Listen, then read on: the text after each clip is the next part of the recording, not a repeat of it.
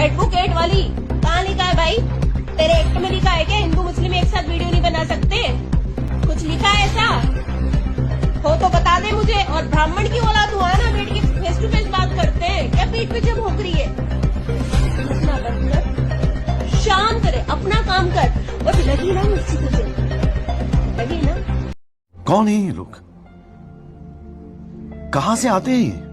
हमको गालियां बक रही है, हमारे ऊपर कर रही है, और गलती से तेरे ऊपर 2-4 वीडियो क्या बन गई, तहस नहस, मान हानि। आप हमारी मान हानि कर रहे, हुआ नहीं है कुछ? बोलने दे, तकलीफ हुआ है बेचारे को।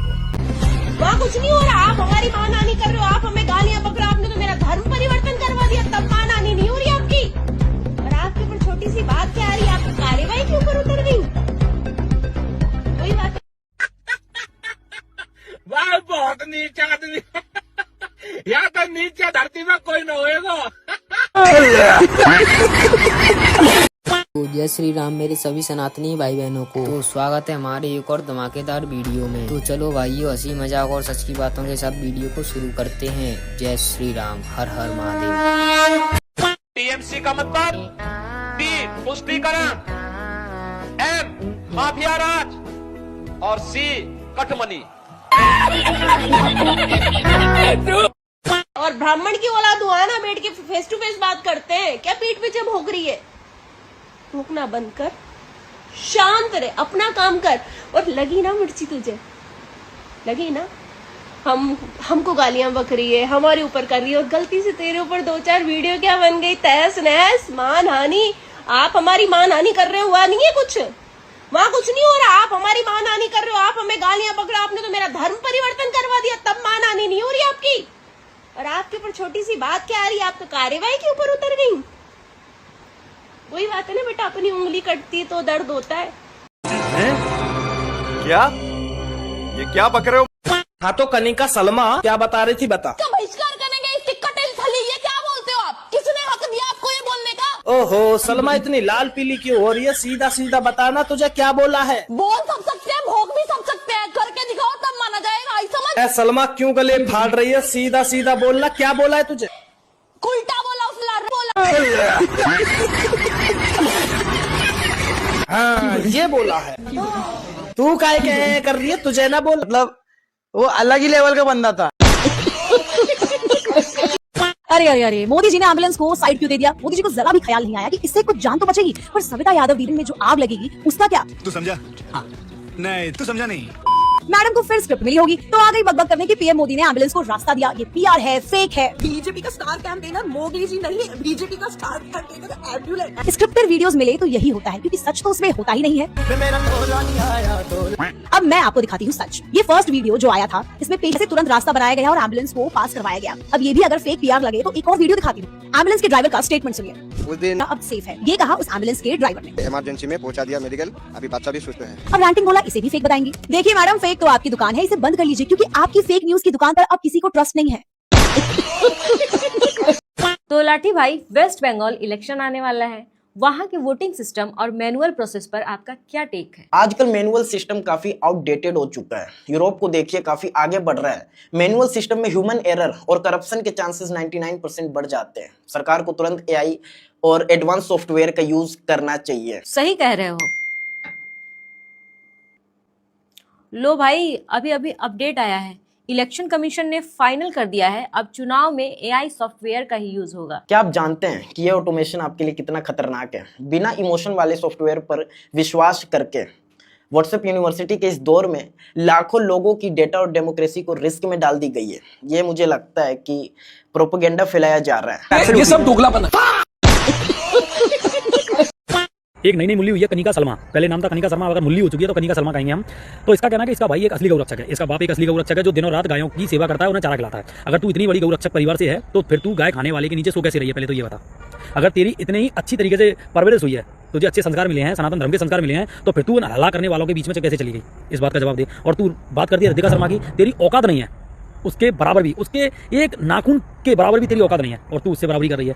तू केवल और केवल हलाला से पैदाइश थी और वहीं पर द्वारा पहुंच चुकी। तेरा बाप कभी तुझे पैदा किया ही नहीं, ये बात क्लियर है। तेरी माँ असली माँ नहीं है, तेरा भाई असली भाई नहीं है। तू अपना डीएनए चेक करवा ले, तेरे अंदर मैं गारंटी देता हूँ किसी साले उसी कट मुल्ले का डीएनए है तेरे। ममता जी कहती हैं 5 लाख युवाओं को मैं रोजगार दूंगी और 84 लाख युवाओं ने अनएम्प्लॉयमेंट अलाउंस मांगा है। मजाक हो रहा है बंगाल के साथ। पिछले 3 दिन से इंस्टाग्राम के सारे अनबायस क्रिएटर्स और ऑनेस्ट जर्नलिस्ट के मुंह सिल गए हैं क्योंकि टीसीएस में एक कन्वर्जन रैकेट पकड़ा गया रंगे हाथों ऑपरेशन के द्वारा। अब उस पर इनके एक के भी मुंह से फूल नहीं झड़ रहे हैं, एक भी कोई ऑनेस्ट नहीं बन रहा है, सच्चाई नहीं बता रहा है क्योंकि इनके ऑडियंस लूज होने का डर है। और अगर इतने सब होने के बाद भी आप लोगों को लगता है कि they are speaking for righteousness, they are just speaking for propagandas. वो जहां पर उनको प्रोपेगेंडा बनाना होता है लेफ्ट विंग का, वहीं पर बोलते हैं। क्या ये कन्वर्जन रैकेट सही नहीं था? पुलिस डिपार्टमेंट ने स्टिंग ऑपरेशन करके खुद एज एन एम्प्लॉय एक्ट करके उसको बस्ट किया इतने बड़े रैकेट को। स्टिल ये लोग एक शब्द नहीं बोल रहे हैं क्योंकि इनका जो मास ऑडियंस है, मास व्यूअर्स हैं, उसे लूज करने का इनको डर है। और अगर इसके बाद भी आप लोगों को लगता है कि they are unbiased and they speak for truth, sorry, you people are made fool by them. आप उनके प्रोपेगेंडा में फंस चुके हैं, है ना। इतने के बाद तो शायद आंखें खुल जानी चाहिए। जय हिंद, जय भारत। जिंदगी के अंतिम चरण का अंतिम पड़ाव ही वो पड़ाव होता है जहां आदमी झटमैला काम भी करेगा और खुद से खुद की तारीफ भी कर लेगा, खुद से खुद की पीठ भी थपथपा लेगा। अब ये पता नहीं कहां से फीड में आ गया, ये पेज लग रहा है इंस्टाग्राम का, जो ये हैंडल है ये पाकिस्तान का है। इन्होंने एक पोस्टर डाला है और पीएम की फोटो लगा के कैप्शन कितना है कि पाकिस्तान को बचाने के लिए मैं अपनी जान भी दे दूंगा। भाईजान वो जान नहीं है, पता करो जाके, जान नहीं दी जाती है।